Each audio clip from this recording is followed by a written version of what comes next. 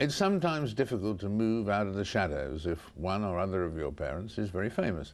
For Gillian Slovo, it was much more than that. Gillian is the daughter of Joe Slovo and Ruth First, two of South Africa's pioneering white anti-apartheid activists from the 1960s on. Joe was also a leader of the South African Communist Party, and Ruth was very much a supporter of it.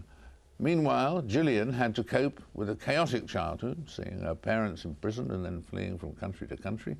But Gillian emerged to become a best-selling novelist, and her new book, Black Orchids, is out right now. Gillian, welcome. Very good to have you with us. Nice to be here. In the sense that this is a family coming to the UK, and we're studying that, to what extent was it inspired by your own experiences coming to UK when you came with and without your parents? Very indirectly, because this is a novel and I've written a family memoir which is about my own experiences.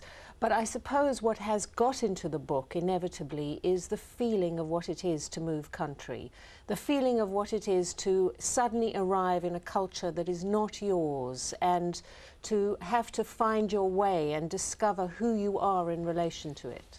And in fact, in terms of the son, adjusting to that and adjusting to the racial prejudice or indifference. Yes, in terms of the UK. Yes, in the case of the family in Black Orchids, the mother is of English stock, although born in what was then Ceylon, now Sri Lanka. The father is Sinhalese, and so the son, who turns out to be as black, if not even blacker than his father, is having to deal with what it is to grow up in a country in the 50s, in England in the 50s, with a tremendous amount of indirect racism that he experienced, but also to try and work out who he is, since his parents get into a little bit of trouble between them, so that he therefore has to find out who he is for himself. Do you think there's been progress in the time between the 50s and 60s and today? I think there has. It's quite interesting to me, actually, some of the times when I've gone and talked to audiences about this book, people in the audience have said things haven't changed. But certainly for the city that I live in, London, there's been the most tremendous change in the racial composition of the city. And to me, it feels like all sorts of different people are able to live together in a relative harmony in a way that I don't think was applicable in the 50s or the 60s. You mentioned just now the book, your autobiographical book earlier on. It did mean that you had an extraordinary, I mean, how old were you when you first fled, or the family first fled from South Africa? I was 12 when I came to England. Right. And did you then commute back to? No, the South African government immediately removed our which was the apartheid government, removed our passports. And we were, because of what my parents did, even though we were children, it was impossible for us to go back. You know, the name Slovo was considered to be anathema to white South Africa. So I didn't actually go back to South Africa until 1990, after Nelson Mandela had been released and the ANC unbanned. It was the first time back. That must have been a really eye-opening experience. Well, it was quite extraordinary, actually, because it so happened that I went back to launch a book that I had written, which had first been banned when it came out in South Africa, just on the crux of the transition, and then was unbanned. And I arrived in this country that was completely shell-shocked about what was going to happen. And I arrived there just after my father went back for the first time.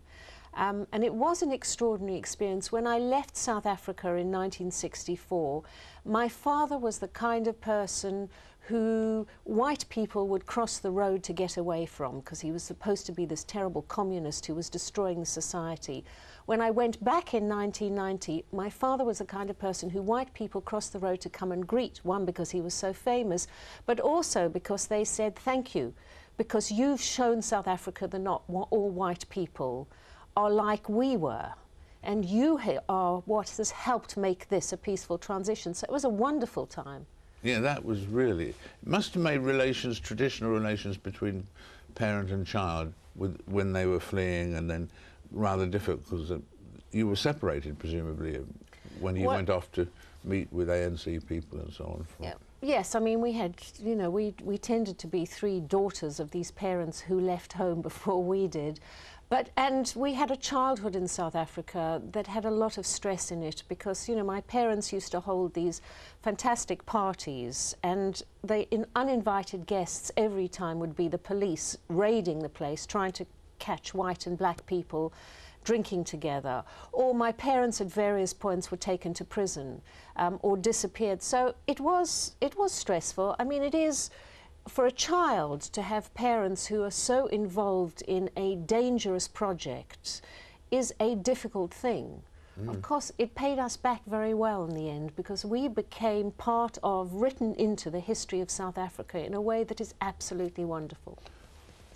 That's certainly true. At the same time, in fact, you were in, I don't know how aware you were of being in danger, but I mean, I guess when your mother was murdered, that showed that they were still after you. They were after our parents, yes. I actually think in that case they were after my father, but if they got my mother, that was like getting my father. Yes, I did. It did always feel that there was danger, and in fact I heard about my mother's assassination when I was coming into the country, and I gave my passport in at a dock, and the passport person said, "Ring your sister. Do you understand? Go and ring your sister." And I did understand immediately that that meant one of my parents had been killed. I assumed it had been my father. Yeah. And then you got the discovered it was my mother. Equally sad news. Well, your life is a fascinating story, and Black Orchids is a fascinating novel. Thank you for being with us, Gillian. Thank you. After the break, a discussion. Is religion good for the world, or could it be bad? Join us after this short break.